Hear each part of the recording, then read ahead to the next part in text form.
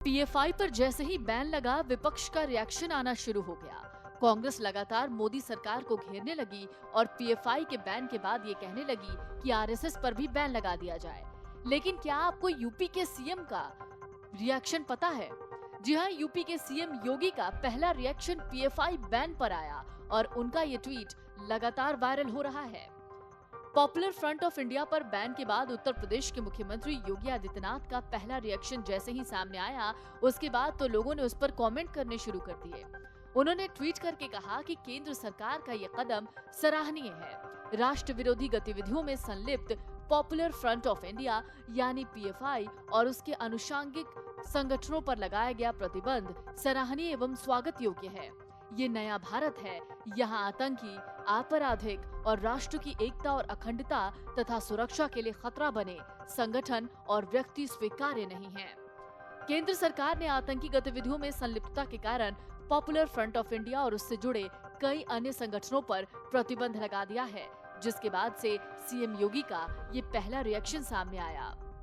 केंद्र सरकार के इस फैसले का मुख्यमंत्री योगी आदित्यनाथ ने स्वागत किया है। आपको मालूम होना चाहिए कि योगी आदित्यनाथ सरकार ने साल 2020 में ही पीएफआई को बैन करने की सिफारिश सीएए एनआरसी आंदोलन में संगठन की भूमिका सामने आने के बाद की थी। सरकार की ओर से गृह मंत्रालय को इस संबंध में पत्र भी भेजा गया था। सीएए के विरोध में उत्तर प्रदेश के 21 जिलों में हिंसक प्रदर्शन हुए थे, जिसके पीछे पीएफआई की बड़ी भूमिका थी। यूपी के सीएम योगी आदित्यनाथ ने भी केंद्र सरकार की ओर से पीएफआई पर प्रतिबंध लगाने के फैसले का स्वागत किया। सीएम योगी ने साफ तौर पर कह दिया कि ये नया भारत है, यहाँ पर आतंकी गतिविधियां बर्दाश्त नहीं की जाएंगी। आपको बता दें, पीएफआई की शुरुआत दक्षिण भारत से हुई थी। दक्षिण भारत परिषद नामक एक मंच का गठन 26 जनवरी 2004 को बेंगलुरु में किया गया था।